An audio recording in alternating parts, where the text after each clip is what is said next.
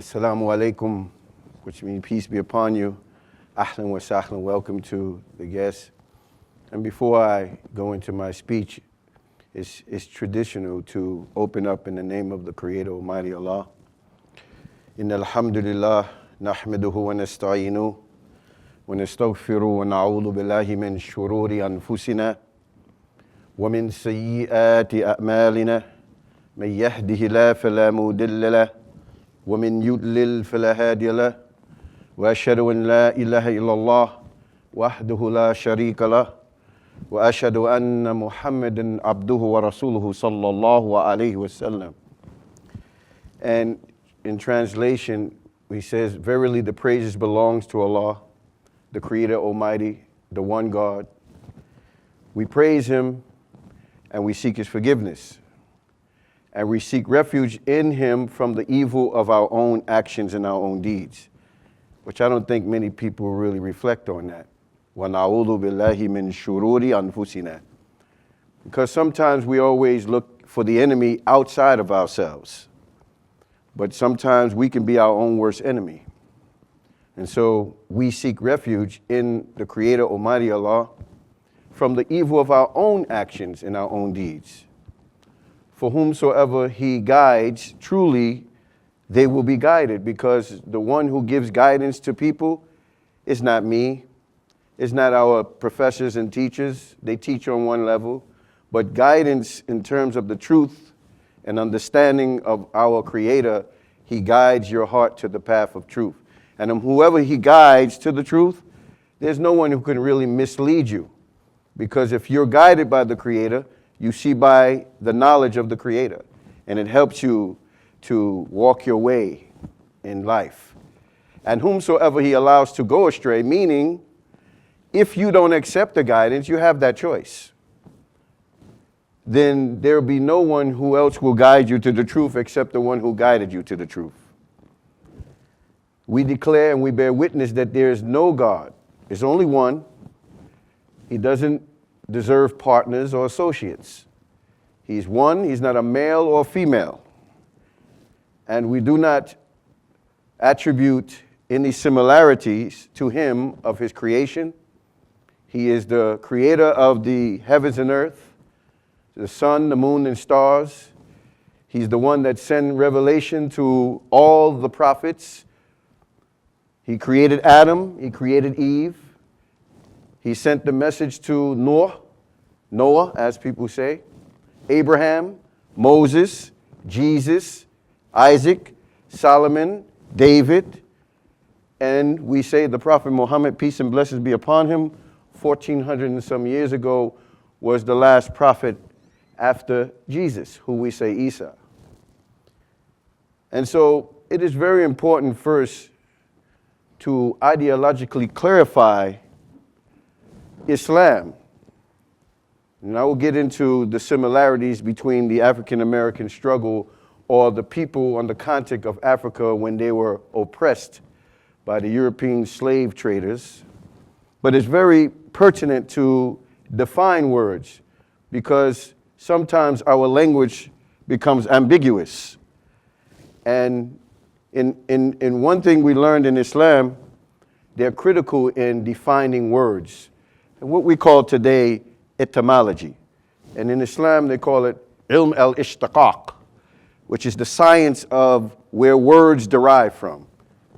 Because this is what helps to define things, so you can have a clear understanding of what things are from its root, from its elemental base. And so I put some words here, but I want to first define Islam. I say Islam first because this is what is being projected in the media as being a religion of terrorism. And most people are not going to really research Islam like a person who actually embraced Islam or practiced it. And a lot of times our minds are captured by what the media or the newspapers have said about Islam. Not really thinking that if you want to go to a mechanic, you will not go to a doctor, because the doctor can't tell you about the car.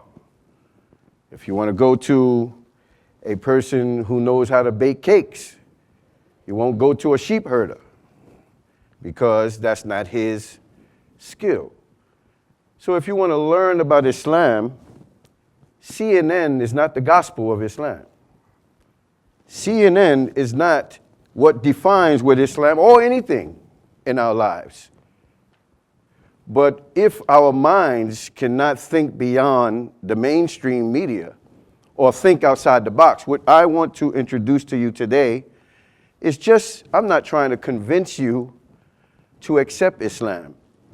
I'm not trying to convince you about my opinion, because that's not what matters. The truth is what matters. And that's what we want to get to. I thank my brother Mahdi for his wonderful introduction. And as I say, degrees and piece of paper of our education really does not define who we are. And degrees don't really measure to intelligence, because there's a difference between being well trained and being well educated. If I take a SEAL and teach him how to roll a ball on his nose and jump through a hula hoop, is he well educated or is he well trained? He's well trained, because naturally a SEAL is not created to roll balls on his nose. Those are the interventions of humans, right? And I also want to let them know that I am not noble. I am a striving human being, a servant of the Creator, trying to do and make it just like everyone else. And that includes our imperfections that we're trying to perfect to make well. So I always say, Lestu alima walakin ana talib, which means I am not a scholar. I am a student. And when it comes to Islam, I don't care how many Islamic degrees you have, you can't graduate from Islam. It's an ongoing process, learning. And once you believe that you have accomplished finishing school after your universities or after the high schools, that's when you stop learning. Our conditioning teaches us that after school, then there's no studies except for our homework. But we got to constantly keep learning, especially in the times that we're living in. So I just wanted to just make that mentioning, because it helps my ego, because I don't want to give the impression like today's society, if someone comes and stands before you with a mic, then he has to know what he's talking about. Or that's the standard of him being a truthful person. And so when we see people on TV with a suit and tie, and he's speaking, we say, well, look, he must be knowing what he's talking about. Look, he's a such and such, he has this degree. And today I don't want to make this difficult. It's about telling the truth and clarifying some issues. As I said, that Islam is from the root word silm or salm, which means peace or security. And as a religious terminology, which we call juristics, it means to surrender or to turn oneself over, or to yield or to give up one's will for the will of the Creator. Why I am really emphasizing this, because you be looking at the media on TV and you always see Islamic terrorism, always, or Islamic jihadists, or you may hear Taliban. I don't want to put those words up, but I'll define them, because a lot of people don't even know what that means. And they could make a word look like a bad word if you don't do no studying. So, and they look at these words and they associate it with Islam. And so we want to clarify that. And the same people who have oppressed the lands of Africa, their grandchildren today exist, and they're continuing to use the same methods that they've used in the past. Conquering, divide, and manipulation, and ideological warfare. Islam is based on 5 pillars. That you believe that there's only one God. We say Allah. Allah don't mean the moon or the star. Or we talking about some other God. Allah is the personal name in Arabic that means the creator. That's his personal name. Jesus, alayhi salam, peace and blessings be upon him, he spoke Hebrew, Aramaic, another Semitic language. In his language, he never used God, because that's a Greek word, a Roman word. He wasn't Roman, nor was he Greek. So he never used God. So when we say Allah, and in the Bible, they still have Ilah, Allahim, right? In the language, in some of the translations of the Hebrew books. Lately it has been mistranslated today.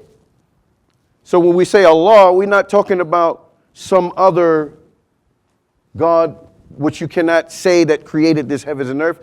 It only points to one that we see in this society. So we say Allah, and when we submit to him, we believe in him and we live according to the laws, meaning 5 prayers a day. This is what the Muslim does. He prays 5 times a day at prescribed times. And he does this until his soul is taken back. And he also fasts, which is coming up on us in the month of Ramadan. 29 or 30 days from sundown to sunset. That means we wake up, our prayer is 5:30, say. We get up 5 a.m., we eat and drink, and then after that we don't eat and drink until the sunset. And most people think that's difficult. That's only because our appetites is unchecked. So we're used to eating constantly, and we think that we're going to be weak. It's not like a protest where you starve yourself. This is a discipline. To be able to fast and abstain from something that's lawful. Food and drink is lawful.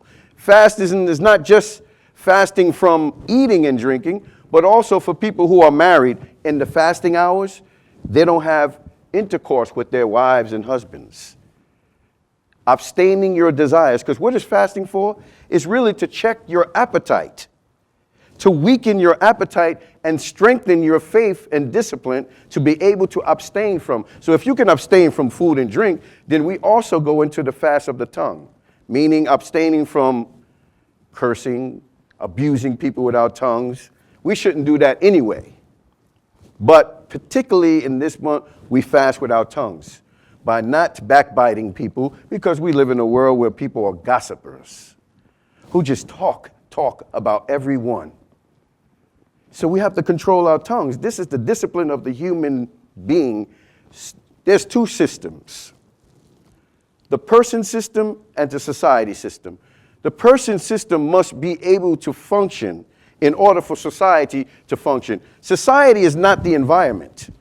Societies are individuals who are the constituent of the environment. And if the person is not right, the environment won't be right. So people have to learn about themselves more. And sometimes because of our conditioning, we tend to pick up things from our environment. Rather it's the institutions of school, our friends, what we see on TV. The first education and institution and conditioning comes from our parents. Whatever our parents teaches us, basically that's what we'll be raised on. And if parents are not setting a great example, then the child will mirror what they see the parents say or do. It's very important to be engaged in raising your children, especially in the society that we're living in. So fasting is also part of the tongue. Abstaining from food and drink and gossiping and saying wicked things, which you should do that anyway. So this is what the other pillar is about, and giving what we call zakat. Zakat is paying your 2.5% to the needy and the poor. Now I'm showing you all this so that you could know that anytime you see something Islamic terrorism, you're going to say, hold up, that's not true now, because now we got definitions to go along with the propaganda that's being put out there about Islam, right? So the definition is very important. So we give our 2.5% to the needy. And then the fifth pillar is making Hajj. Hajj is going to Mecca, as Al-Hajj Malik Shabazz, also known as Malcolm X, did when he found the real way of Islam. Because Islam is not the Nation of Islam and the movement of Farrakhanism or Elijah Muhammadism, because that's what it is. And not to kind of demonize him, because there are things you can learn from Farrakhan and you can learn from Elijah and things of that nature, but to associate it with Islam is a sin, because it's not Islam. It's nationalism, awareness, self-awareness, with the label Islam or label Muslim. So we want to define also why that word Islam, Istislam, means one who surrenders and submits. And the word Muslim comes from aslama, which means to submit. And the meme is a prefix to aslama, Muslim, which means one who does the surrendering, the person who's doing the rituals. That's the Muslim. So you can't judge Islam based on a Muslim, but you must judge a Muslim based on Islam. Because Islam is the deen of the Creator. Remember, it means to surrender to who? To the Creator. The Creator is perfect, but the Muslim's not. So the Muslim is the one who's supposed to live according to the laws of his Creator. Just like when Moses came with the scripture. The 10 Commandments, they lived by it. Most of them. Some of them. So even to the fact of a Muslim, even if you see something on TV that they say a Muslim did, but investigation, we don't know, still, he can't be associated with Islam in terms of application, because Islam does not promote any kind of violence. And so that's why we have to separate. Once you get a clear definition of something, then you begin to see how things are being played in the society. So Islam is about submission to the Creator, Almighty Allah. And like I said, Allah is not a person. He's not a male or female. And some people may say, then why do you say he? When you use he for him, it's not the same as genders of male and female. He, the Creator. He, the Almighty. He, the Master. It represents also an entity. You're pointing to the majesty of someone, and it just don't mean a male. It doesn't only mean a male. He doesn't only define a male, and especially when you use it with the Creator, you automatically should know that because he's not a male or female or a person, then it doesn't mean he in the grammar of English. It means he pointing to his attributes. He is the Almighty. He is the Creator. He is the Master. He is the powerful. He is the merciful. So he, the Master. He, the merciful. So again, he's not associated to anything in his creation. Nothing. We say, Alhamdulillahi alladhi manna alayna bi sihhat al-ittaqad wa tahhara qulubana man adrani shirki wal wathaniyati wal ilhad وأنقذنا من دركة الجاهلية وشر وفساد أحمده تعالى وأشكره وأتوب إليه وأستغفره جل عن الأنداد. We are saying we thank the Creator for bringing us out of corruption, evil, giving us sound belief, purifying our hearts from the corruption of filth, of associating partners, and bringing us from the pit of ignorance and evil and corruption. And there is nothing unlike unto him, right? There's nothing is like unto him. He has no companions. He has no sons. He has no daughters. He is above anything that people associate to him. This is what Islam is. And it's more. So, Islam, Muslims are people of peace, meaning if you surrender to the Creator, of course you're going to be peace, because you find peace within yourself. And so if you have a peaceful heart, then you'll have a peaceful application in your environment. the word terrorism, irhab in Arabic.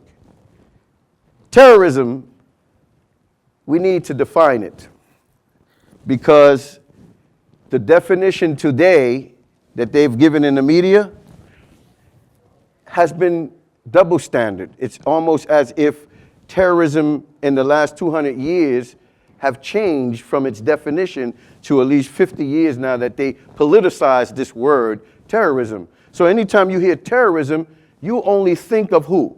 A Muslim or an Arab or someone from the Asia. That's what they got your mind believing. But you never took the time to say, okay, what is terrorism? Look at the word terrorism, right? It is the act of protracted or spontaneous inflicting of systematic attacks and assaults and intrusions upon individuals and places within human populations with the purpose of instilling fear and trauma. The Funk and Wagon Dictionary. That's the definition of the last 200 years, not the one that the politicians carry around in their suitcase today, and they come up with their own dictionary and give you a definition. Terrorism. So I want you to keep this in mind. As we go on, we're going to see who's really been committing the terrorism. We're going to see. And you go back to this definition. Every time we point out the terrorism that has been instituted, orchestrated, and mastered by the European slave trade, along with Christopher Criminal Columbus, because they have glorified terrorism, praised it, so much that Christopher Columbus, they celebrate his day. They got schools, they got buildings, monuments, the Capitol, as a so-called hero who was a liar and a thief and a rapist, but yet they want to say someone is a terrorist. When he came to the shores of the African land when he got lost because he didn't know where he was going, he thought he was in India, right? He didn't even know where he was going. When he was financed with weapons of mass destruction and the blessings of Ferdinand and Isabella the prostitute, who financed his voyage the first time he went, where they begin to start their exploration, but nobody called it terrorism.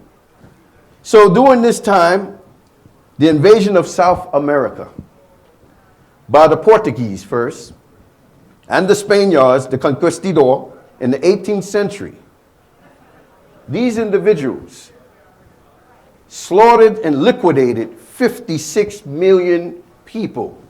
Keep that down, 56 million, right? Destabilized a people. Isn't that terrorism? It is the act of what? Protracted or spontaneous inflicting of systematic attacks and assaults and intrusions upon who? Individuals and where? Places within human populations to do what? For the purpose of instilling fear and trauma. You tell me that's not terrorism. So why is it not in the history books?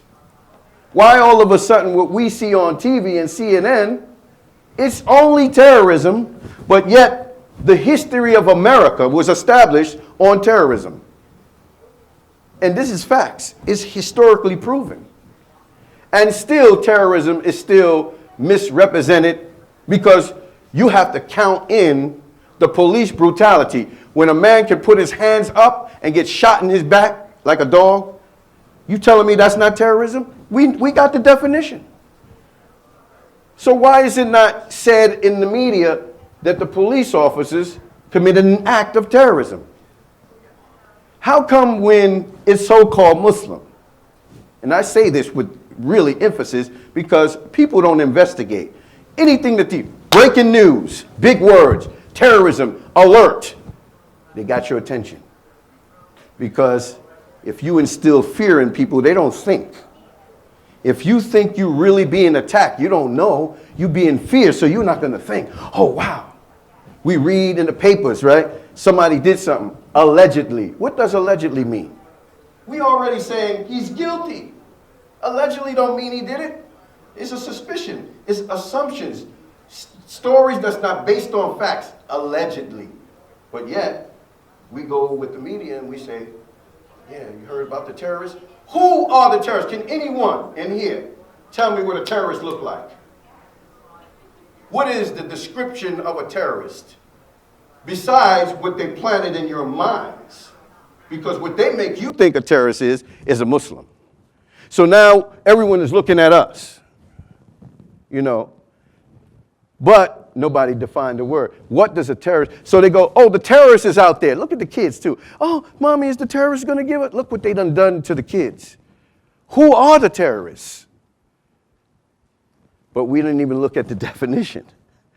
That gives you the definition of terrorism. Whoever commits acts like this is a terrorist. Right? So you're telling me the lynching of thousands and millions of Africans, also in the 60s, the 1700s, hanged on trees, burnt. Who in the world will burn a man in a fire and then take a picture like you on 42nd Street in New York City when we used to style? And they style and profile over a person who they burnt. But that ain't terrorism? Absolutely it's terrorism. Who takes a woman in front of his family and cut up in the pregnant woman and allow the baby to drop out just to instill fear and trauma in the man to let him know, don't challenge. And this man, you can't depend on him because he can't help you. You telling me that's not terrorism? Of course. So we up 56 million with the Spanish and the Portuguese in the 18th century.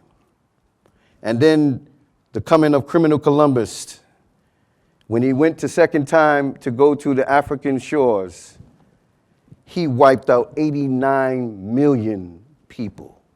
89. This is historically documented. 89 million. Keep that account. What is it called? The act of protracted or spontaneous inflicting of systematic attacks and assaults and intrusions upon individuals and places within human populations with the purpose of instilling fear and trauma. 89 million. Native Americans, over the 150 years of the period of what they call the triangle trade between the French, which is known as California now, along with the Dutch, 28 million people they liquidated. They put those slaves on ships and caged them like chickens and animals at the bottom, where most of them died, didn't even get to the places to do their slave work. Some people jumped over the ships, 23%. So that they won't be humiliated. They rather die committing suicide than to be enslaved by these slave traders. 28 million. They instilled fear and trauma, destabilized the whole nation of those people.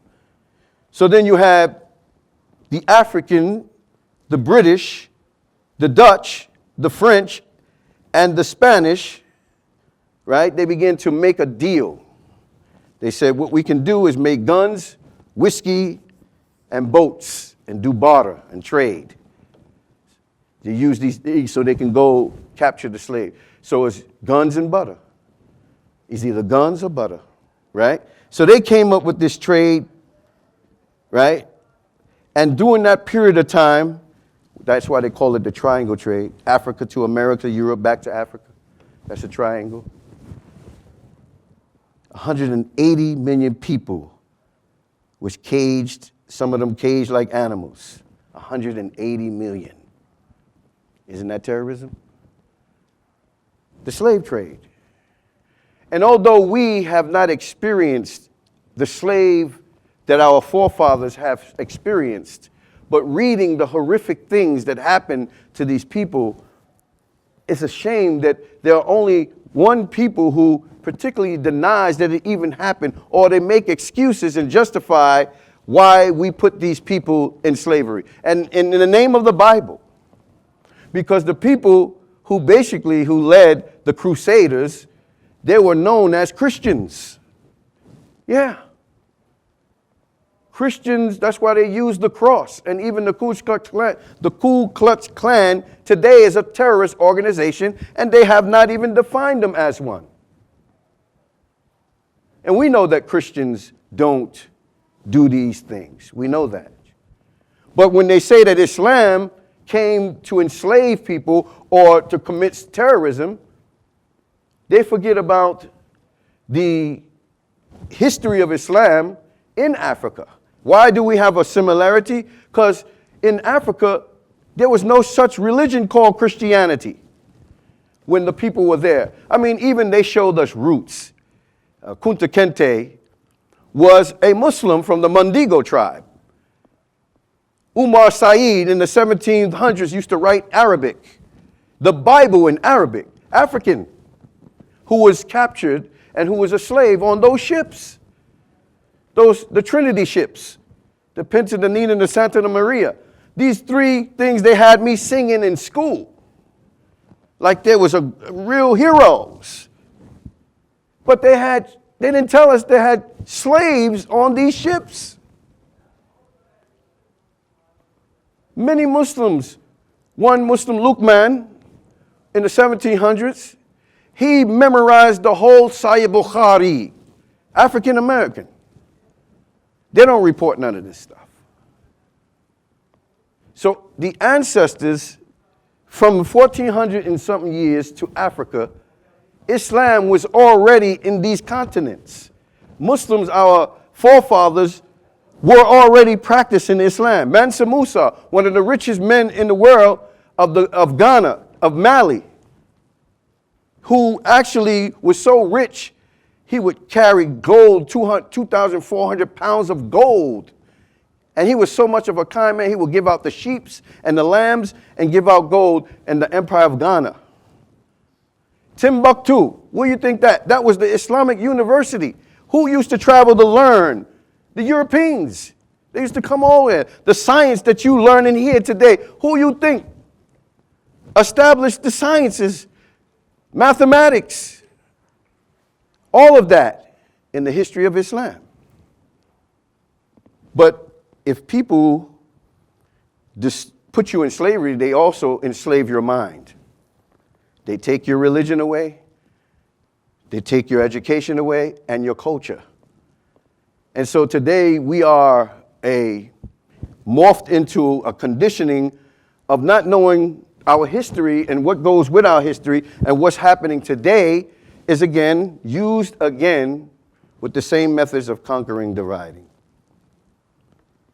So now we go to the Congos in South Africa, known as the apartheid. 39 million people were slaughtered. And guess what? The United Nations accepted it for this long, allowed this to take place, and did nothing. Apartheid, South Africa. 39 million. And what was it?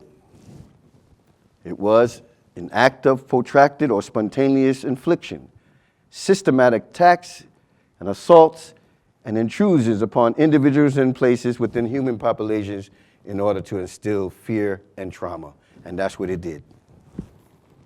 What about the Aboriginals in Australia? How many people they wiped out? 16 million people, but nobody called it terrorism. India and China, more than 86 million were slaughtered, and yet no one called it terrorism. So we see dynamics of history. America was built up on terrorism, and they got a nerve to try to single out a people and say that the religion is terrorism. And Islam does not teach it. So now, I put up something here, the ideological warfare. The greatest masses of the people in the very bottom of their hearts tend to be corrupted rather than consciously and purposely evil. Therefore, in view of the primitive simplicity of their minds, they're more easily fall victim to a big lie than a little one, since they themselves lie at little things, but would be ashamed of lies that were too big. It's what people, we go for the big lie. You know why? People could tell you the truth and you'll call it a lie. But when somebody lies, you say it's the truth. Because there's a way of reversing the lie and the truth. And today, what happens is that we go for the big lie, right? The media lie that conditions us to make us believe something is happening and it's not happening in that way. Because no one will investigate. In Islam, we're taught not to blame someone without investigation. Ya ayyuhalladhina amanu in ja'akum fasiqun binaba'in fattabayyanu. O you who believe, if a wicked, he described them as a wicked, fasiq, a person's liar, a wicked, disobedient.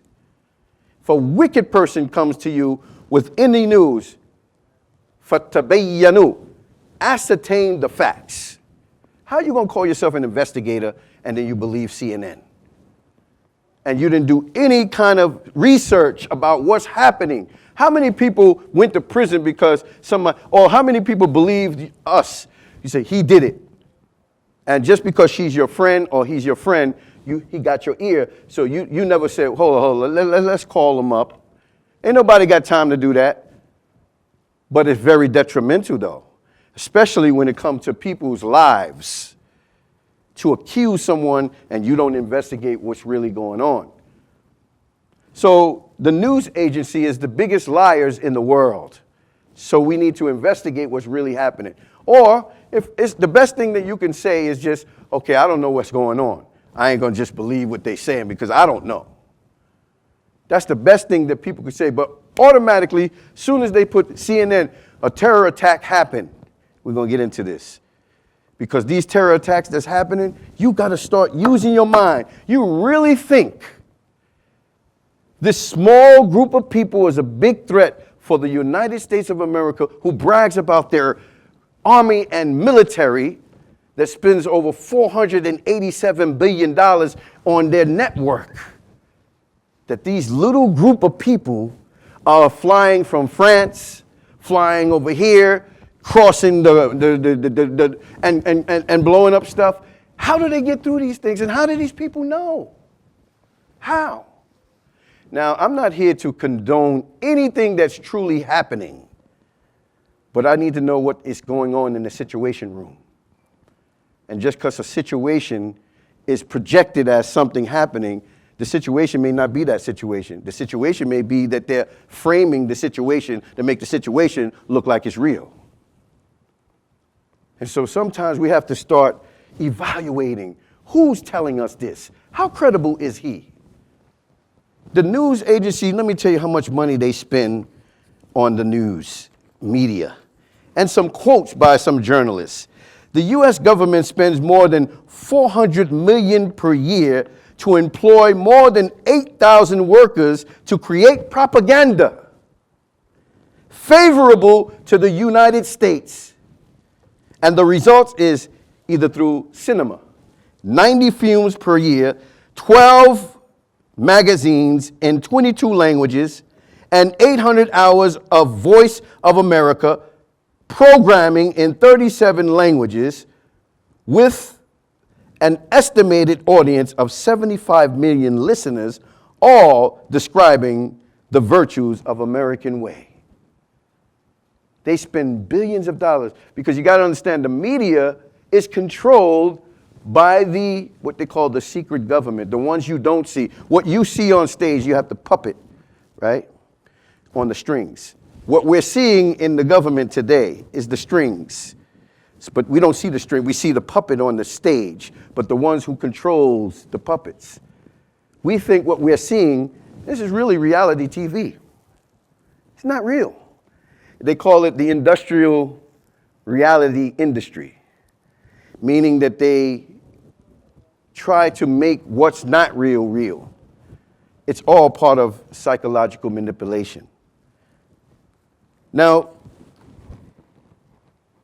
this is what David McGraw said.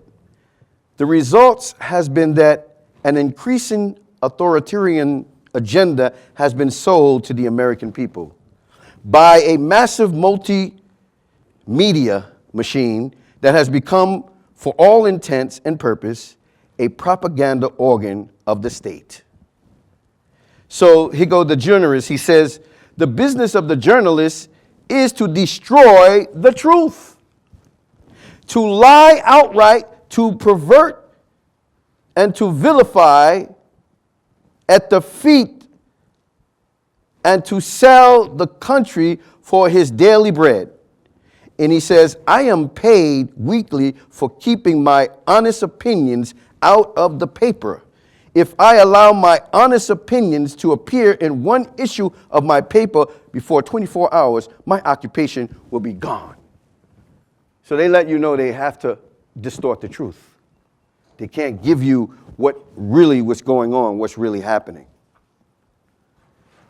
So part of this ideological warfare is that the easiest way to gain control of a population is to carry out acts of terror.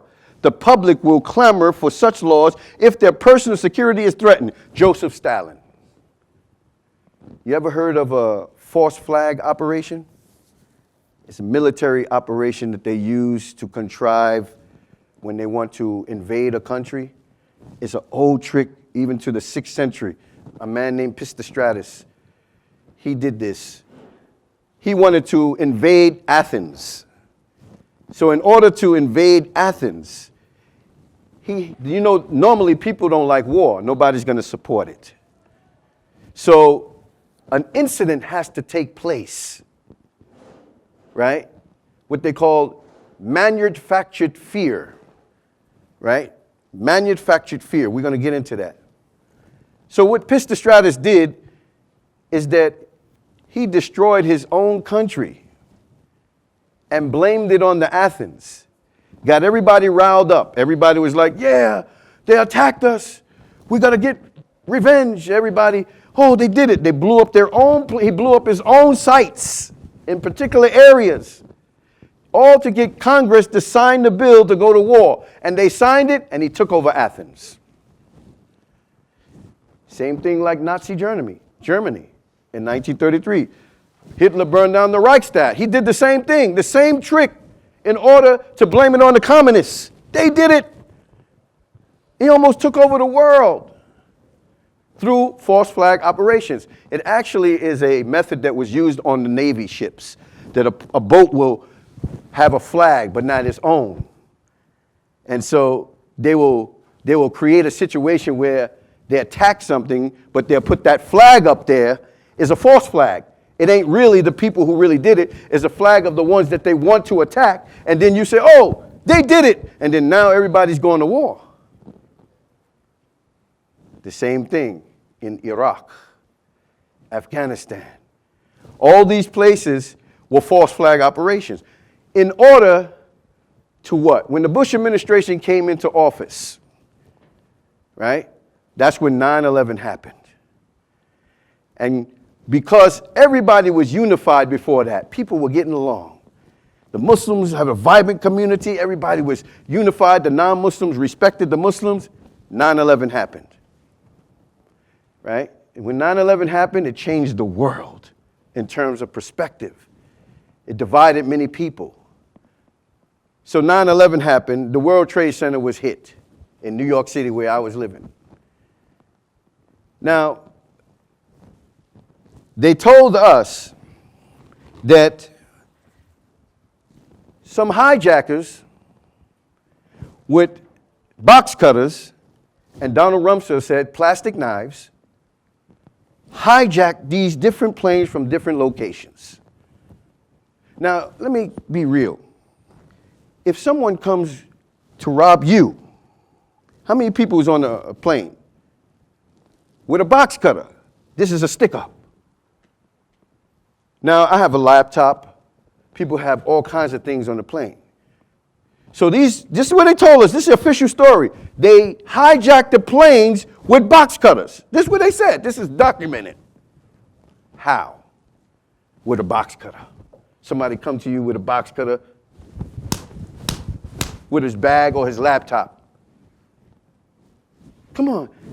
A box cutter. Now, they can always claim who's responsible for something, but when they blowed up those people in Syria, they don't know who did it. And meanwhile, they found this guy's passport at the World Trade Center and all that fire. You found a passport, really? Let me tell you what the World Trade Center was made of. 200,000 tons of steel, 425,000 cubic yards of concrete, 103 elevators. They're telling us these planes went into it, and the fire was so hot that it burnt in 10 seconds, flat down. A plane. As you can see, the plane was swallowed by the World Trade Center. And you've seen people like this, right? Asking for help. But all of a sudden, the tower that was hit first fell second. It's documented. But it fell 10 seconds free fall. You telling me fire can burn 200,000 tons of steel, 425,000 cubic yards of concrete in 10 seconds? I mean, you can even look at the video and see. It's called 9/11 in plain sight. You can go online and see it, or loose change. You can see it. And they show you how the World Trade Center drops. And you can see the detonators going off. You know, everyone knows about demolition. We got scientists in here, people who, when you see explosions coming out of every floor, that's demolition work. This thing was wired. But they told us this. They told us that these so-called hijackers stole the planes with the box cutters and ran the building and blew up the building. Now, what I'm trying to say is we need to think outside the box and start investigating, because a lot of this stuff that's going on today is the same method they used in slavery. The African-American struggle is just like the Muslim struggle. They discriminated people for their color, for their race. So now they're discriminating Muslims because we're Muslim. The only reason why they keep saying Islamic terrorism is for one objective. They're trying to destroy Islam and the Muslims. That's the bottom line. Because you keep hearing over and over, you telling me there's no Puerto Rican terrorists? Not saying that I want one, but I'm just saying, is there any Mexican terrorists? White terrorists? I mean, look at Timothy McVeigh, who was helped to blow up the Mirror building by the secret agents. And yet they say it's Al-Qaeda, CIA. First of all, anybody know what Al-Qaeda means? Most people I asked in the university say, oh, that's a terrorist group. I said, really? That's the definition? I said, okay. Anybody know what Taliban mean? They said, yeah, another terrorist group from Afghanistan. I said, okay. What is a fundamentalist? Another terrorist group. I said, brother,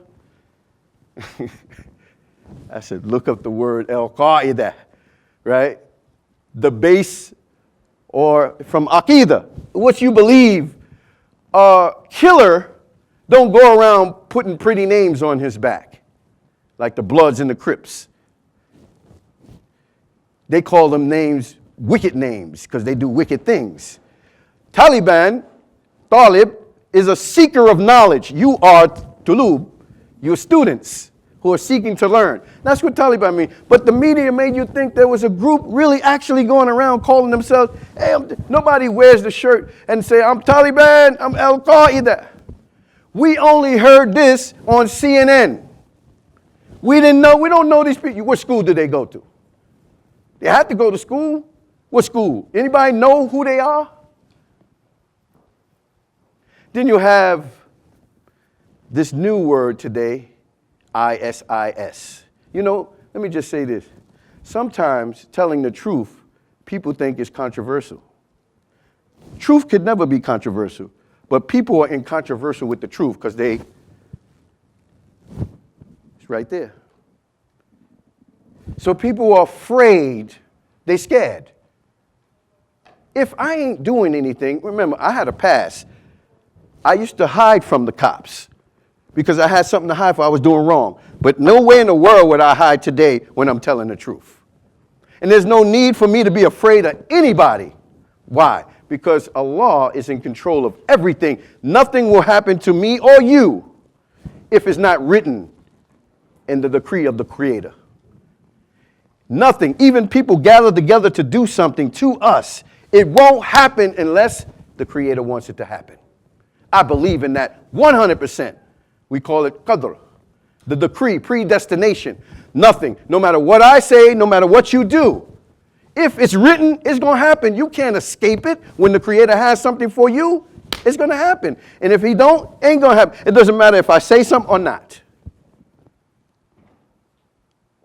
And so sometimes we're just not ready for these particular topics. We're not ready.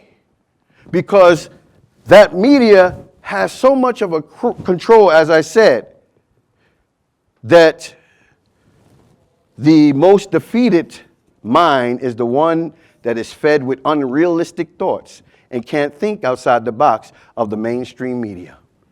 And some of us just, you talk about colonizing a nation, our minds are colonized, separated from the truth, right? So, again, I already explained. I don't need to get on TV or anywhere else talking about, I'm not ISIS, I'm not a terrorist. Always they put the Muslims in this position, and I blame the Muslims, a lot of Muslim leaders, because they don't correct the terminologies. They don't get on TV and say, hold up, it ain't no such thing as Islamic terrorism. Islam is this. They don't go out there. They're afraid. They're always trying to get into the discourse of not being something. That's how your enemy puts you in the box. You don't struggle in the ground rules you're your enemy. If your enemy is giving you the picket signs and the barricades, you're not struggling. You have to have your own mind and think, right? There's no such thing as Islamic terrorism. There's a such thing as terrorism, and it has nothing to do with Islam. If someone is doing it, don't say that is this. We don't need to talk about that. We need to talk about what the persons are doing without associating it with the religion. They demonize the whole 3.5 billion Muslims in the world or the religion itself. And so now ISIS comes along. See, the guy, what was his name? Zbigniew Brzezinski.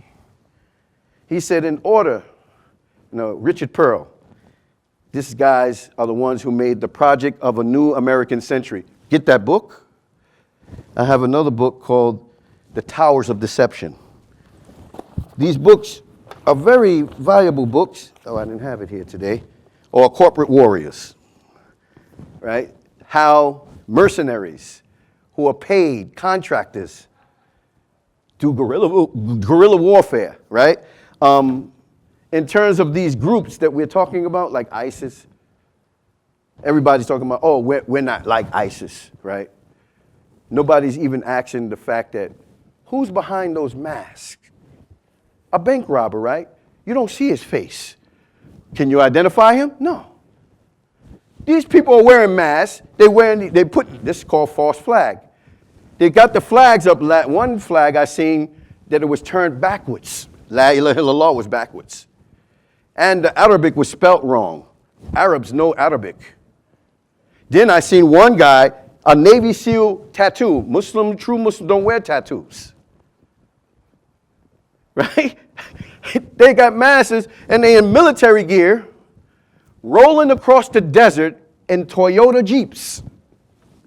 Toyota Jeeps. Just shh. Who lets them? So what is the meaning in the acronym of ISIS? No Muslim talks about an acronym of Islamic State. Ain't no Islamic State. And a Muslim who's striving for it don't wear shirts saying ISIS. They just implement what they believe to be the word of God. And some people misrepresent that. But at the same time, if you want to say that acronym means Islamic State of Iraq or whatever you want to say, why can't it mean Israeli Secret Intelligence Service? Why can't it mean that? Because you need to learn about that. You know, because sometimes people put labels knowing that no one's going to investigate the labels. So all of a sudden, it's Muslims who's doing it. And again, people don't go around claiming responsibility for doing something. Why you didn't trace the call?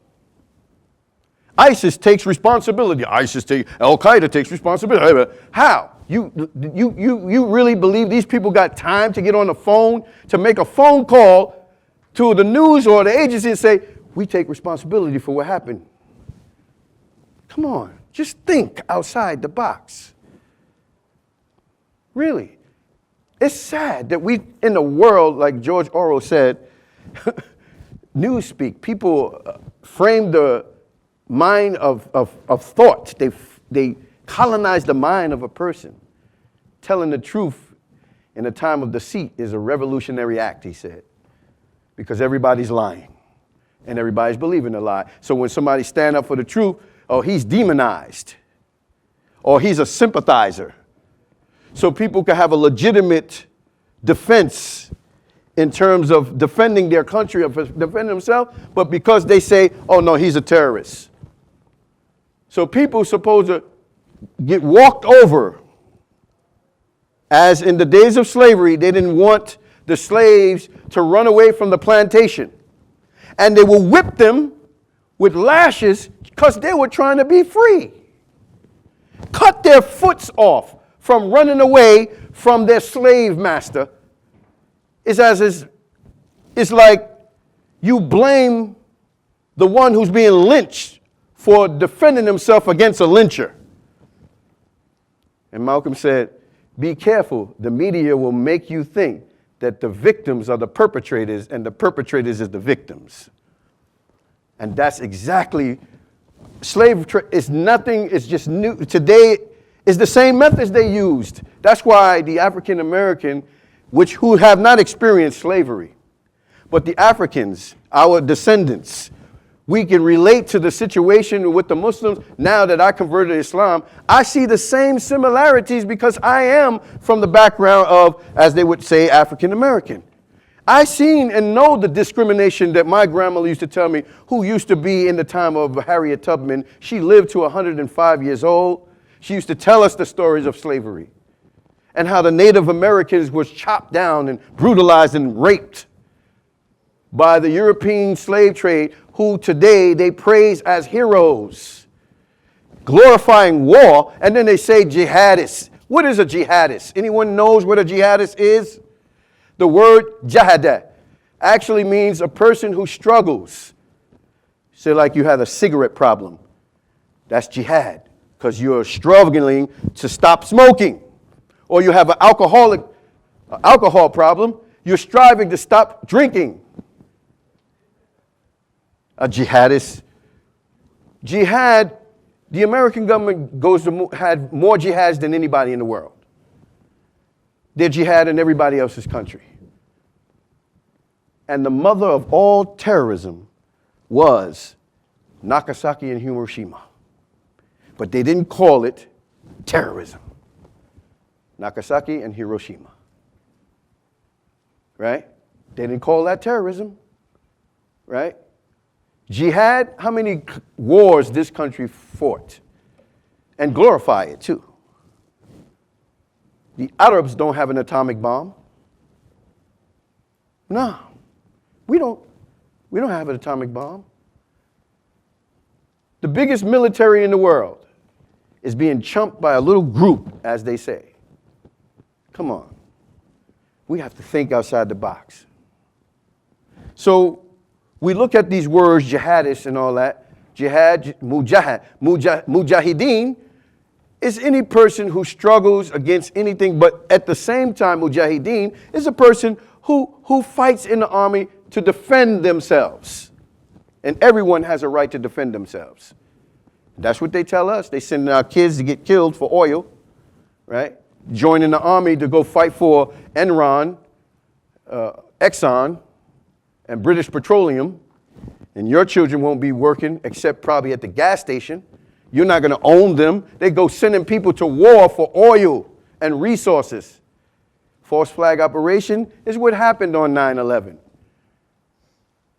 And so they say, people don't even want to, they got people so scared, you can't say bin Laden.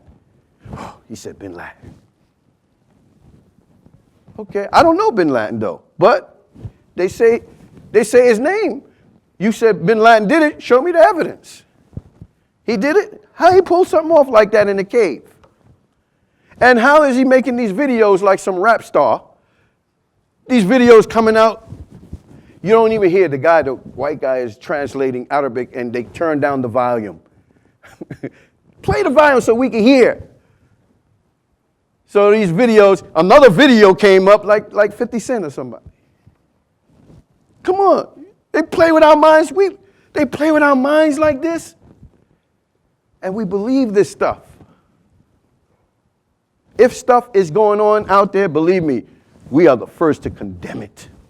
We don't believe in that stuff. You got these people in the desert with Rikers Island suits on, prison suits. And you got Jihadi John, so-called, who he was, with this little knife pointing in this guy's, no sweat. I mean, who has time to change into a prison suit in the middle of the desert? Tell us these beheadings and stuff like that. If there was happening, we condemn it too. It ain't got nothing to do with Islam. If there was a true ISIS, it ain't us. That ain't Islam. But the facts is that you need to investigate and stop believing everything the government tells you. Now we got Donald Trump in here, right? And there's no need to be calling him the Antichrist. He's too stupid to be the Antichrist. The Antichrist is smart. He knows how to deceive people. This guy, if you are deceived by Donald Trump, it's just because you're stupid. Really. That's too much credit. He didn't start this thing, Donald Trump. He works for somebody. So everybody's giving him too much attention. Yeah, he's doing this. No, they have that stuff in slavery. You think they put these people in slavery? How many people? That came up to 487 million that was destabilized. All those numbers? 487 million. That's terrorism.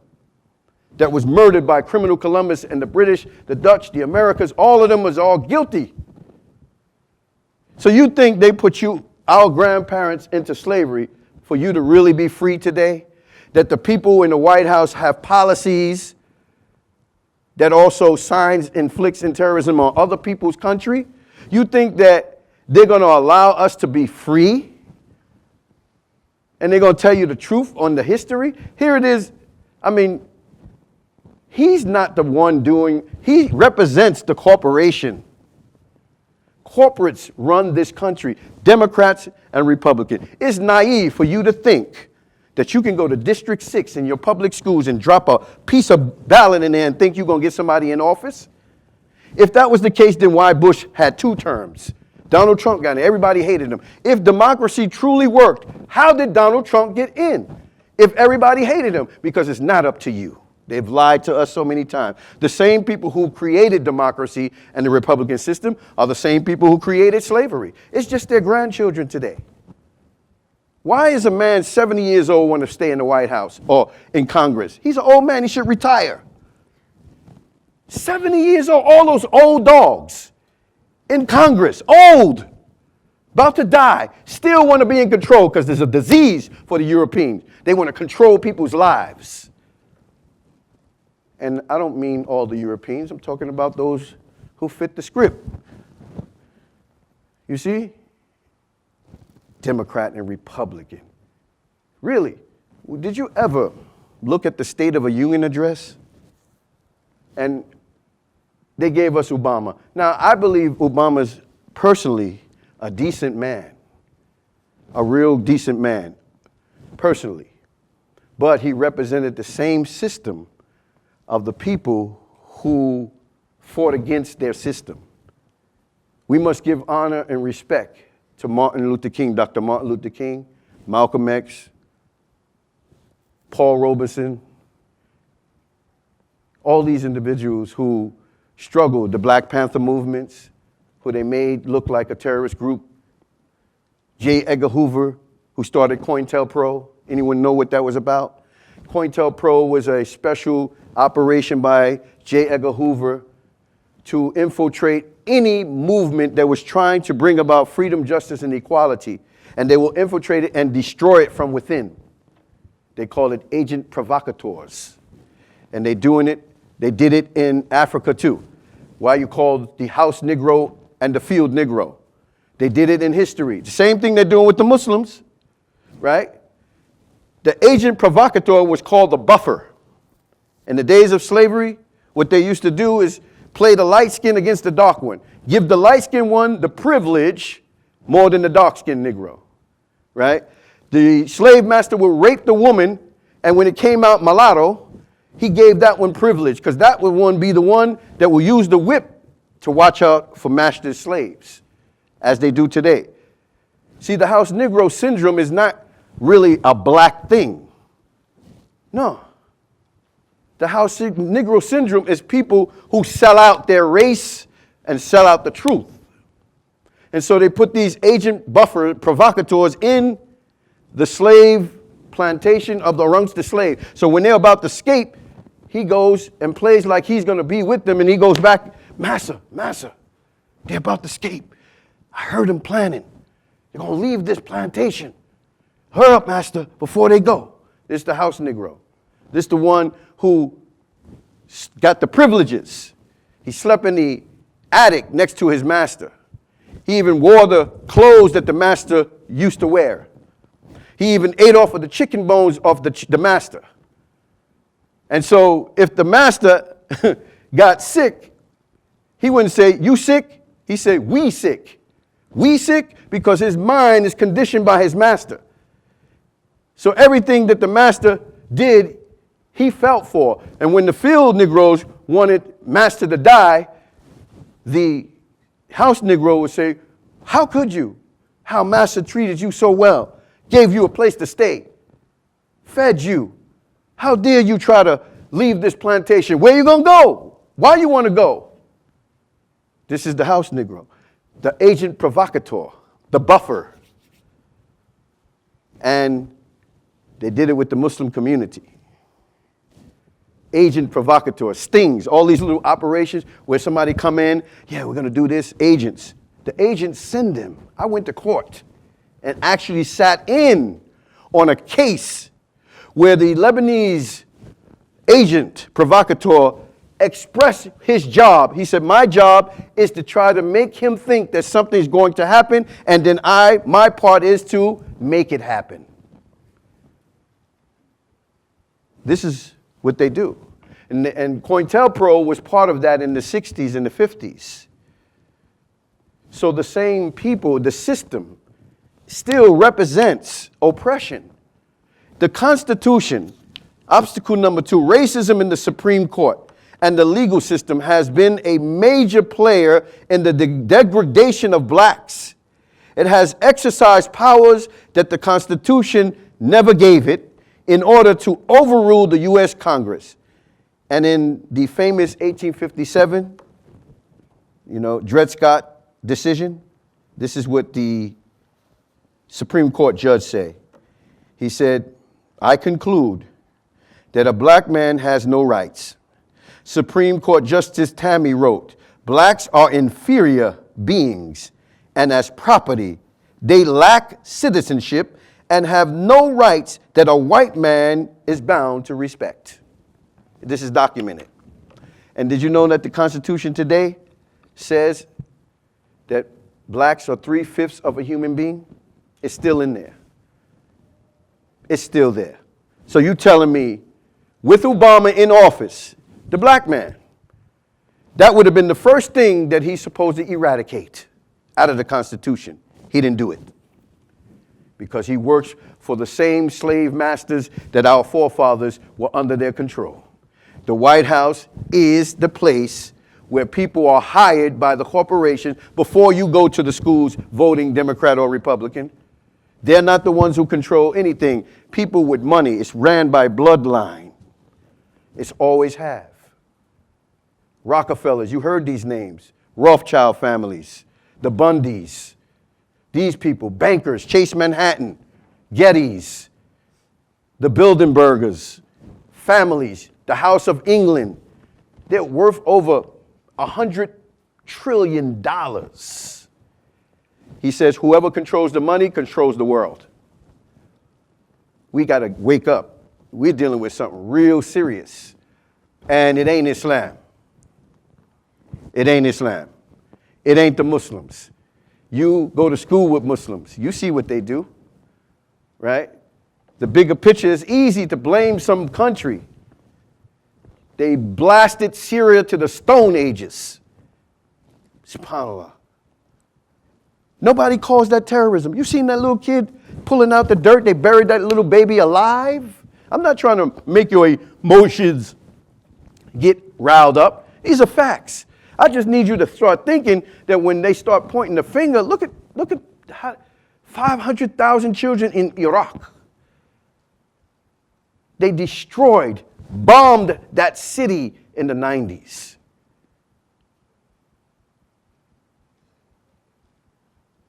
False flag operations are happening. Now Putin is jumping on the line. He just said, I got a news clip, a video shot. Putin just said that the United States and Israel created the ISIS. Now he's running, talking about ISIS blew up the train station. To do what? To divert the attention off of this so-called election thing, you know. Anytime they get in trouble, guess what? Breaking news, a bombing happens. Somebody under a scandal, Clinton, when Monica Lewinsky was doing him, right? What happened? Breaking news, they're making a factory of bombs in the Sifa hospital in Sudan, and where it was really pharmaceutical Similac milk. They blew it up. They blew it up. Killed all those people. False flag operations are always necessary for tyrannical leaders so that they can perpetrate the agenda, as people call the New World Order, whatever you want to call it, Illuminati. Kufr milla wahida. Kufr is one system. Disbelief, corruption, and evil is one system.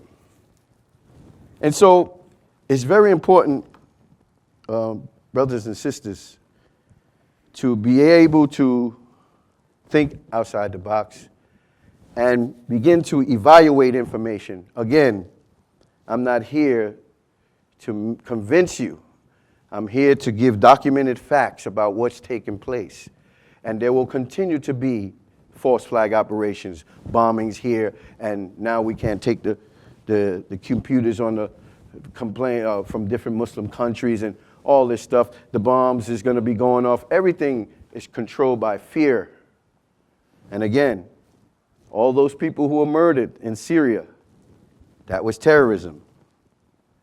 It is the act of protracted or spontaneous infliction or systematic attacks and assaults and intrusions upon individuals and places within human populations with the purpose of instilling fear and trauma. And that's the history of America, fear and trauma and terrorism. I'd like to thank everyone for allowing me to be here and for coming out. And I thank all the organizations who have allowed me to come. And I will leave the rest for questions, statements, and we can go from there. وَقُولِ قَوْلِي هَذَا وَاسْتَغْفِرُ اللَّهَ وَالْحَمْدُ لِلَّهِ رَبِّ الْعَالَمِينَ. If anyone have any questions or statements, you can proceed with the questions or the statements. Yes, ma'am. So earlier you said that the media is trying to destroy Islam and Muslims. Why do you believe that they're attacking that specific group?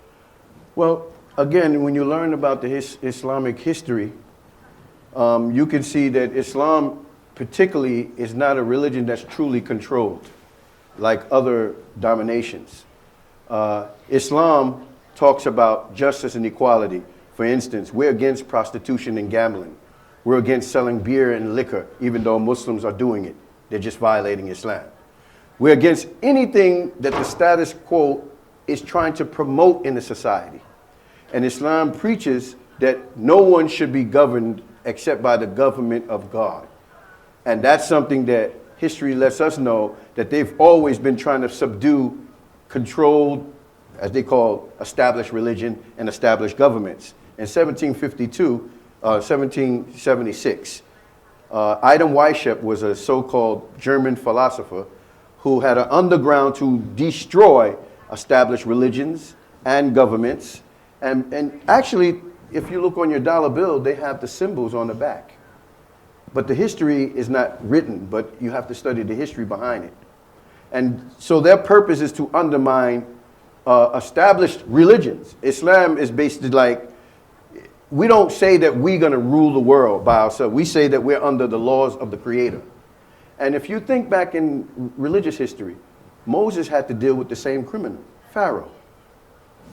Jesus had to deal with the criminals. Every prophet, when they came with the message of God, who was the first to attack them? The government. It's all through history. They don't want the religious teachings to be established. And Islam, on this whole objective, when it's practiced right, that's why they have this problem with Islam. And it's not like we're trying to create a sympathy ploy for people. All you have to add up the math. Why everything is about a Muslim. Islamic terrorism, they're trying to destroy it ideologically. Why are you saying Islamic terrorism when we just broke down the word Islam means this, but you still keep saying Islamic terrorism? You still keep saying Islamic jihadists. Why? That's purposely done. After we corrected you, you're still doing the same thing. You have intentions. They have intentions. They have motives. You see? But at the same time, Muslims are misrepresenting too. I don't want to be dogmatic. Muslims are doing some real things that's not correct. And Islam teaches us to bear witness even against our own selves. So that we got that. But overall, you're going to continue to hear this. Islam. Look at all the countries. Who they attack? They ain't going to North Korea. Huh? They ain't going to China. They definitely ain't going to Russia, the game that they're playing. Every country they're going to where? Muslims who don't have a military as strong as theirs. You don't run into a country that got nuclear warfare. You run in a country that don't have it. So they ran in Iraq after financing Iran and Iraq against each other. They gave them the weapons to fight each other, conquer and divide, same way in the slavery days, right? Same thing, right? So every Muslim country, why? Why the Muslims? Why are you always in their country? And they tell us here, we're dying, the soldiers are dying for our country. When you die in somebody else's country, you ain't dying for your country. You jumping out of the plane into somebody else's backyard and you're saying you're dying for someone. And you have the nerve to say, we're fighting the enemies. The enemy is the one who invades your home. And he takes his gun and he wants to rob you and your family. That's the enemy. But then we're the enemies. So you look at the map, you can see that it's constantly being repeated over and over. Islam is remember, the McCarthy era, right? The communists was the enemy, the new menace, right? Every phase that they don't like or they're against, they always demonize them, or we call it pseudo-speciate, always otherizing other people. You see, always making people the enemy. And basically, that's just what they're doing. Yes, sir.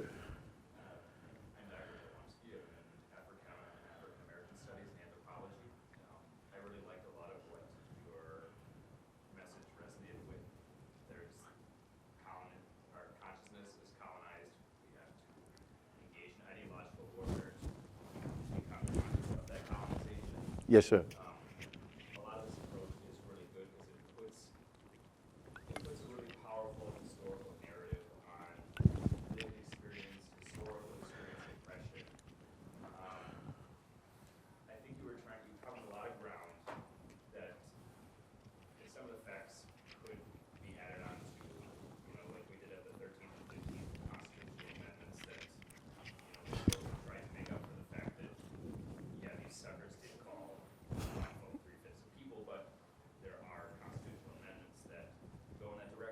Absolutely.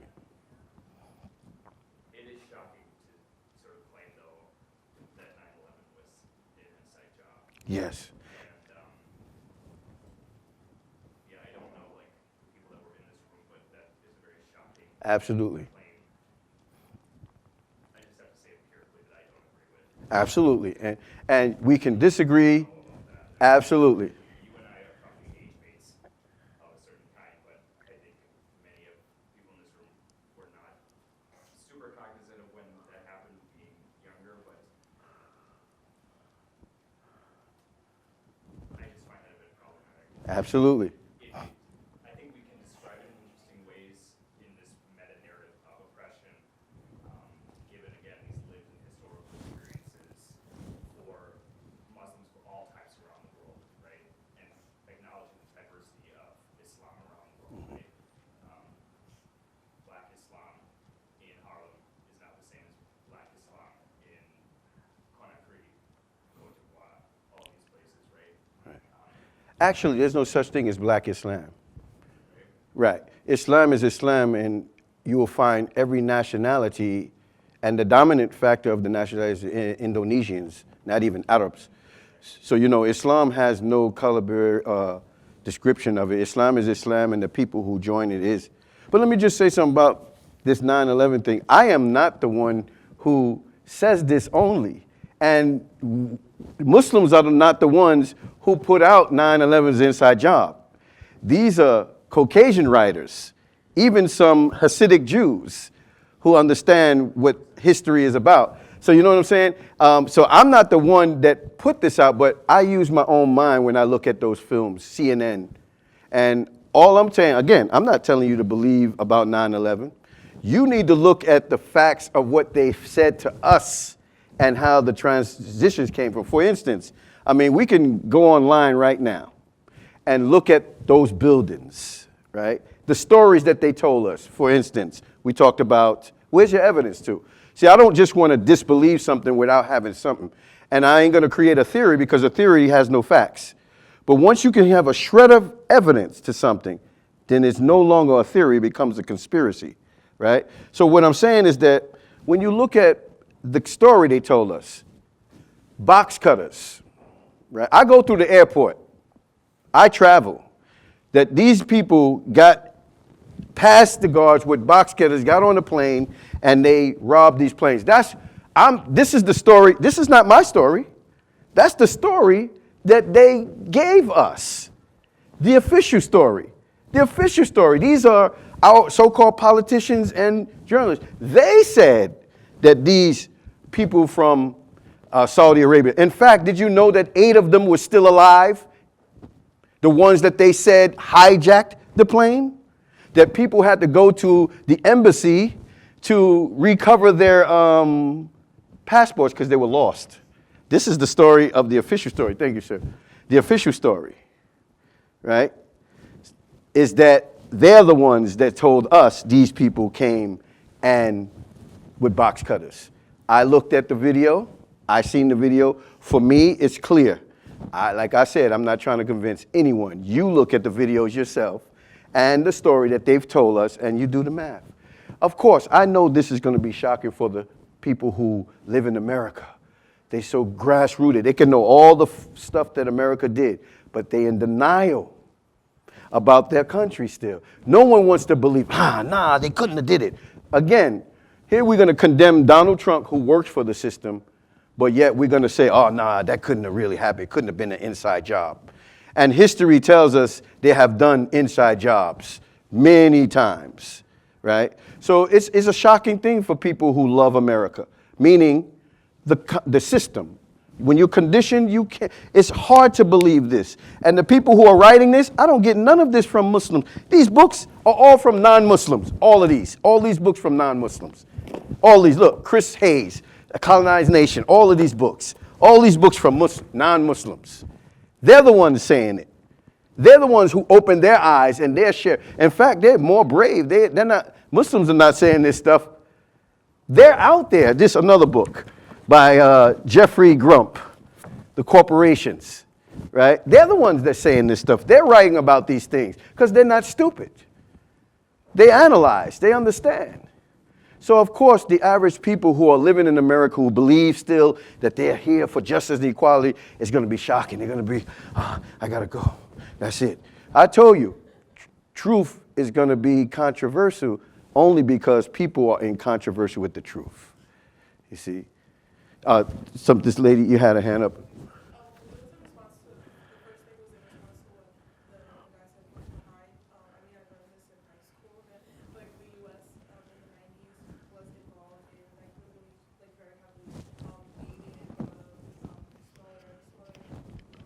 Absolutely.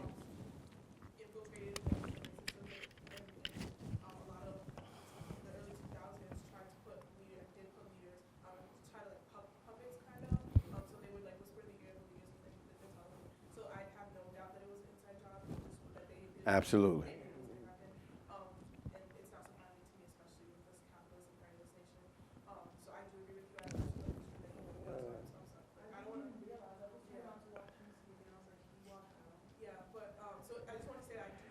Appreciate that. Okay. Okay.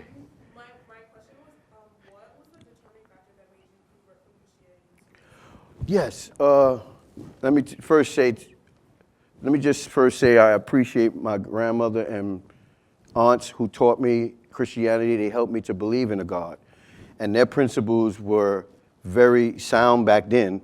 The Christianity back then is that they really particularly followed. We couldn't even have a girlfriend. Girls couldn't sit on our porches. They really followed it.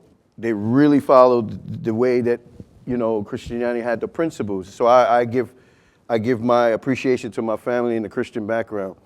As I grew up and began to question not Christians, people's hearts, I questioned the people who concocted the Bible, the King James Version particularly, because that's the worldwide book that they've given us. I questioned who King James were and why his name is on the Bible. So I studied his biography, King James. 17th century, 16th century king who was a homosexual, and basically I'm saying, who is King James, right? And I seen the similarities in Christianity and Islam as a puzzle. Christianity, right, taught us about God, taught us about Jesus, the miraculous birth, all of that I've seen that in the Qu'ran. I compared, I said, okay, the concept of believing Jesus is the problem. I've never truly believed that Jesus was the Son of God, literally like people are saying. And most people say, well, that's wrong because if you don't accept the Son, you don't believe in God. But my concept was that, okay, if God is not a man, right? Jesus was a man. He was born miraculously from the womb of Mary. He was a baby. He drank milk, right? He ate food. He slept. He went to the bathroom. I could never attribute that to God because God don't need to eat, drink, and he'll go into the bathroom. Jesus was, to us, a prophet. And it's mentioned in the Bible, too, that he was a great prophet before the people of Galilee, right? It's there. Jesus makes distinguish in the Bible. He says, think not that I do the miracles by my own, but I do it by the one who's in heaven. The woman came to him and said, oh, good master. He said, why do you call me good master? There's no one master except God. Another distinction, right?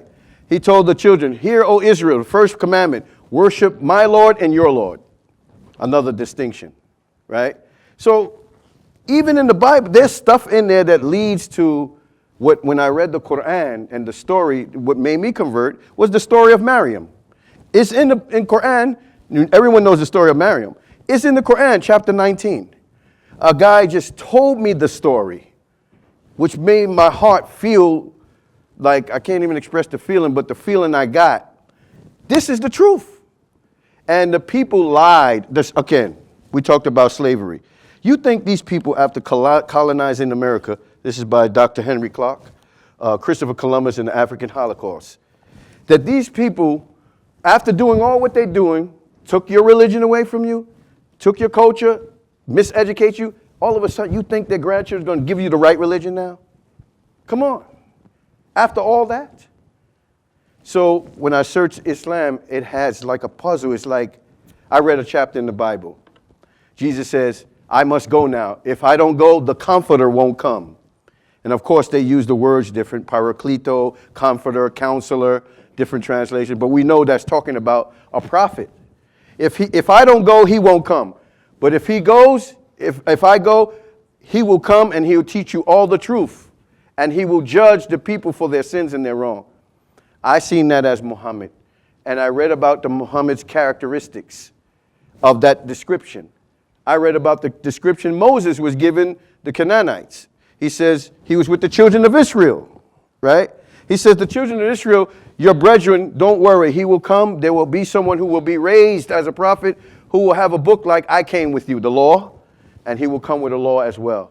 And we read the lifestyle of Muhammad and we'll see. So that's basically, I could go to a longer story of how I converted, but this is one of the things that made me convert. And I've seen it as a continuation, as a last revelation of accepting. And then I studied history more, and I've seen that our great-great-great-great-grandparents were Muslim in Africa. If people trace their lineage, they will see that they're from either one of those tribes of Africa. And Islam was there already. Before criminal Columbus came, before the Portuguese came, the religion of Islam was there. This concept of Christianity came when they came with their false religion and their diseases and their biological warfare. It was there already. And so many people find their roots through that way and knew that, like one of my coworkers, she studied her background. She said, wow, I'm from the Ghana tribe. And then they said they were Muslim. She's Christian now. She's Christian, but she said she took got her bloodline and everything. She said it led me to a tribe in Ghana, and the people who were in Ghana, they were Muslim. So it's historically there. It's just covered up with a bunch of lies, and that's what made me convert. I was listening to what the professor was talking about, the colonization of the mind, and I guess that's why we think of different things, but it didn't seem like he had that same issue because he based it just on a feeling that, oh, I don't believe that, it's not true, but when you brought the facts of, okay, just use your common sense about somebody robbing you, I'd rather get cut than fly off a plane, so. You see how... And that's your choice, to get cut or to crash. I mean, I don't. So for him to say, well, he just didn't believe it, is that what the colonizing mind is? Absolutely. And there's the double standard, is that you can believe all the horrific things. Slavery, killing, hanging, you believe all that, but no, I don't believe there was an inside job. After all those facts, historical facts. You know what psychological impairment is? Is when a person has proof of evidences to something, and the person just wants to believe in something just because he wants it to exist or not. This is what, I mean, and it's not us who's putting this, it's not me who said the plastic knives and the box cutter to rob a plane. I use logic. Logic is this. Us from the street, ain't nobody coming with no box cutter to rob me, even in the street. Less than saying a plane with about 70, 80 people. Ain't nobody gonna rob me with no box cutter. Nobody gonna rob me with no box cutter. And no people on the plane ain't gonna allow that some Arab come on the plane, yeah, okay, I'm going in the cocktail, I'm taking over and drive the plane into a building. That is not logical. That's their official story. That's not my story. People went for it. The planes, I mean, it's clear. I suggest you look at, for those who are not believers, look at the tapes. You can see it. You can see it. A 757 puts a 16-foot hole in the Pentagon. You know what a 757 is? A 16-foot hole, it would have smashed the Pentagon. And then when they're on the site, I looked at it. Everyone's looking around, the fire department. There's no suitcases. There's no blood. There's no ambulance that's taking the people. A 16-foot hole, a 757 would have smashed the building. Really. And did a real nice curve and then crashed into it. Now you look at the video, you could see one of those drones hit the Pentagon. Clearly you could see it. Type in 9/11 in plain sight and watch it. Those tapes are documents from CNN. They're not people who, like they did with bin Laden, making him say stuff and pop up over here and pop over there. These are CNN official tapes. And guess who put it out? A white guy named, I forgot his name, a radio show guy. He didn't believe in it until he got the tapes from CNN, and he made the tape called 9/11 in plain sight, because he didn't believe just like he didn't believe. But he had to evaluate. He investigated. Let me look at these tapes. And so he made it into a documentation. If after documentation shows you the proof and you still say, nah, I don't believe, you're just in denial. Some people won't admit about slavery. Why? Because either they come from the culture of European and they feel guilty by association of being white. So they don't want to admit. It's no longer time for us to only say police brutality, black on black crime and all that. It's up to those same European people who identify the same thing that blacks see to stand up and start protesting. You don't see them take the forefront except for a lot of other ones on the back. But these other political pundits, they don't do it. It's no longer time for us. We know our struggle. We know what we're being oppressed by. Now it's time for the people who identify with it to stand up and say the same thing. Because it's clear, oppression is wrong anywhere by anybody, right? So, of course, I knew people will get that. Now, and I thought, after all the stuff today, I thought people already was woken up by 9/11 tapes. I thought everyone knew that that was a fraud. I thought everyone knew that it was an inside job. People are not still disillusioned, you know. So when someone says that I don't believe something, that means you have the evidence other than what I'm saying. You're supposed to say, okay, the reason why I don't believe is because 1, 2, 3, 4, 5. You can't just say I don't believe something. You can't just say, well, God, I don't believe in God, like that's going to stop him from existing. The truth is the truth. You see, the thing about us as humans, we always quick to say something didn't happen, but we have no proof to prove why we're saying it. I have proof. I projected some proof here. You know, proof is no more of a theory once we know that things take place and happen in our environment. It's proof. And again, like she said, the colonized mind, here it is, you can admit majority of the stuff that I said, he admitted it, it's true. But the inside job, that's why people walked out. So we believe in half of the oppressor. The oppressor, yeah, he oppresses, but he didn't do this. He can hang someone, burn someone, drop a nuclear bomb on someone, but he won't do an inside job on his own people. How you don't believe that? That's the colonized mind again. You know, we call it selective outrage. You're selective in your injustices. Well, I won't go that far. Because to say that it was an inside job is to say that the government that you believe in and the system that you believe in is a failure, and they don't want to say that right now. Because they still believe in the system. They still believe that there's going to be a hero that's going to come in the White House and change things. And here it is, Donald Trump is right in their face. Someone who he didn't want to be in office got there, and we need to say, then what is the system really about? You see, so these books are by no Muslims. None of these books, except this one, and I didn't even use this. This is my own personal. All of these books are by non-Muslims, all of them. And I have a whole chest full of them, of non-Muslims, who come up with this information, they put it out there. Some governments resign, some leaders, they get out of there and they tell the truth. What's his name that did the story in Iraq? I can't remember his name. But he was the first one. He made the book Fire This Time. He was the first one to expose what the American government did to Iraqi people. They massacred them.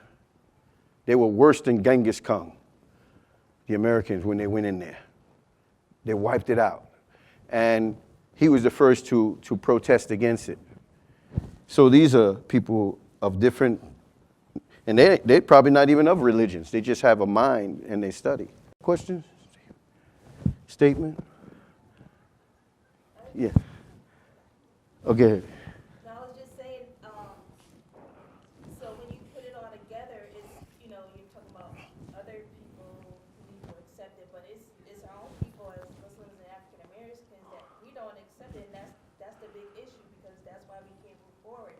Because you'll have somebody who, you know, you talk about Black Lives Matter, and then they'll say, well, all lives matters, or they'll say, well, Yes. kill black people too. Like, Right. what does that have to do with Right. anything? I despise this black man this black kid who killed my friend, but I don't mean that you should shoot unarmed men. I mean, This is a great point. I don't understand how we could get together in the framing of the mind, or just like Muslims say, well, these Muslims are doing, like, what Muslims are ISIS? Where they come from? What masjid did they go to? How you know they ISIS? Why are you gonna say they're ISIS and say that they're Muslims and you don't know that they're Muslims? So how do we gather our minds together for ourselves first? This is a good point. That's what happened. Black Lives Matter. It's not for somebody of a nationality to say, all lives matter. That ain't the issue. Because what's happening is that the Black Lives Matter is not mattering to the people who are slaughtering them. Nobody's talking about you on the sideline who your lives are not being taken, so they misrepresent that. Black Lives Matter. You know, it's about police brutality, how they was killing, they killed, murdered, and slaughtered, terrorism. 486 black men died in 2015 by police, just alone in 2015. Just alone, you telling me that ain't terrorism, and that issue needs to be addressed. And it is. The Muslims, like you said, it's the Muslims who's also in disbelief too, you know, and blacks always saying, well, this ain't happened. And because it was some black people, yeah, we all to get along. We need to all get along. We respect some of the police officers because they ain't all bad. That's not the issue. The issue is that these police are killing black people. Stick to the issue. That's the issue. How you going to address that? When the president of the United States can't deal with the local situation, we're in bad shape. None of the police, nothing happened to them. That's terrorism, and racism still exists. And I don't think racism is really about color. I think the Europeans have an inferiority complex about people who are great. Because who would want to put signs to say, well, this bathroom is for blacks and this bathroom for white, and everybody's defecation and urine stinks?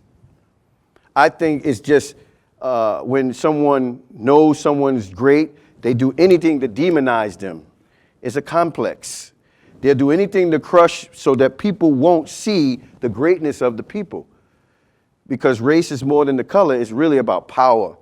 We can't be racist because we never controlled or owned, except for our grandparents, anything to control people's lives. Racism is more about a power struck. People who wants to take over people's lives, you know, because if that was the case, you wouldn't see interracial marriages because of the color. It would be really black is not good. It's people who manufactured the concept of racism and made people buy into it. And so it became an issue off of the issue that it's really, really about. You know, Pharaoh, he was black. He didn't care about the children of Israel. He was the same color. It was about power and domination. That's all the Europeans just took slavery to another level. Because the beginning of capitalism was in 1400s. That's where capitalism started, off of the backs of people. You see? So people, again, they want to selective outrage. They agree with you about all the horrific things, but deny that it was an inside job on 9/11. Because maybe you just want to believe it was some Muslims and terrorists. You just want to believe that. That's psychological impairment. You want to believe it because you just want it without evidence. You just saying it. I don't believe it. Okay, tell me why you don't believe it. Can you come up to demonstrate? Tell me why. We should always be able to prove what we say and what we deny. You got to do that. You can't just say, I don't believe it. That don't make it mean that it didn't happen because you say you don't believe in it. It's okay. You could disagree, but disagree intelligently. You walk away, if people walk out, hey, that's because you're in denial. That's one of the things. We don't want to look in the mirror, except from the physical level and see how good we look, but we don't want to look inside ourselves.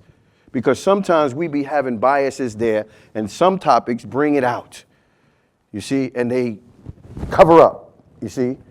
And it's just that way. I expected that. You know, that's why I started off saying truth can't be controversial. It can't. Truth can never be controversial. Don't let anyone put you in a position that, because you telling the truth, put you in a position like you doing something wrong. You just in controversial with the truth. You just don't want to hear it. And that's the bottom line of it, you know. So even Muslims, sometimes they walk out because they're scared. They think that especially at this day and time, the ban is coming on them. They think that Donald is going to come in here and get the agents to bring them back to the country and stuff like that. They don't. It's a shame that we go through the airport, right? Every day we go through there. And the hype is not really like the TV when you actually go there. Although they're doing the shakedown, doing like that, but it's not as hype as the TV. You hear, I'm watching everyone to see if they really buying into it. I see the customs and the TSS, they talk. They ain't really on no real alert like the TV is making you, right? I watch them. I watch their body language. Okay, go ahead through. And they talking, you know. It's again, one of the things that Pharaoh did is he controlled people through fear, magic, and sorcery. It's the same. Put fear into people's heart and strike fear in their hearts. Make them feel, bewitch them, like deceive them. Those are the three things. Remember back in the red alert, green alert, orange alert. We're on the orange alert, red alert, green alert, orange alert, back and forth. Fear. Everything is in big letters because they understand the nature of the human being, that when you put them on alert, when they don't know something, they fear it. So Pharaoh used the most powerful tools, fear. The magicians, like the media, is like the Pharaoh who make the ropes look like snakes. They make the falsehood look real and the real look false. That's part of Ad-Dajjal. They call it Antichrist. He will make falsehood look real and truth look fake. That's what he will come with. He will be able to, we call it shubuhat. Fitnatu shubuhat or fitnatu shahawat. These are two diseases of society where people have a dubious perception of reality. Shubuhat, right? People can't be able to decipher the truth from falsehood. The liar will believe and the truthful will be disbelieved. The honest person will be condemned and the liar will be praised. Christopher Columbus. They want to still celebrate him and glorify war. And they know that they're criminals. Why can't we just have our day? It's with the Italians. No, he's a great man. Forget about it. Forget about it. Yeah. But he's a killer. So, well, we thank the Creator for opening up our eyes. Go ahead, miss. In your opinion, how do you think all this is affecting Muslims and religion itself? Do you think people are leaving their religion? Or are they less likely to convert, even though they want to, because of the stigma behind it? To say this fairly, if the Muslims are leaving the religion, it's not because of this. It's because there's something in them already that was already weak and feeble. Because, like I said, whosoever God guides, no one can misguide them. And whoever he allows to go astray, no one can guide them. People, and it's because they're leaving the religion through application. The Muslims. We have a tradition that says, one of the signs of the last day is that Islam will only be known in name. And the Quran will just be like a script, like a part that they recite. And the masjids will be decorated big in silver and gold, but less guidance, right? And basically, this is how Muslims are leaving this Islam. They keep the names, they keep their traditions, but they're not practicing the way that the Quran teaches them to practice. So all of this is just a test. And our Creator says, do you think you say you can believe without being tested? For surely you will hear much of the people of the book who will say things out of their mouths, right? These are tests that Muslims are failing because they have weak faith. So they're leaving, not because, I won't blame because of what's happening, because even all of this stuff, when we look into the history of the Sahabas, there are people in the time of the Prophet, right, that they were put in ditches by the Arab pagans, put in ditches in the hot sun, and they took a saw and sawed his body in half, and that didn't even make them turn against their religion. People who are going through much worse than what the Muslims are going through today. You had one person who took a rake, one of the pagan Arabs in the time of the Prophet, and raked his skin alive where you could see his intestines. And he said, Ahad, which means one God. He didn't turn against his religion. So you compare those persecutions with people just calling you ragheads and ninjas and terrorists, and you're going to run away from your religion? No, it's something that you're using for an excuse because there's something in you that you're just not practicing. So it affects the Muslims, yes. And there's the other point is, I say that if you are in America as an immigrant or a migrator from another country, and the country's environment causes you to mispractice Islam, it will be better for you to stay in your country, to keep the fortress of the deen, to come here and lose it, right?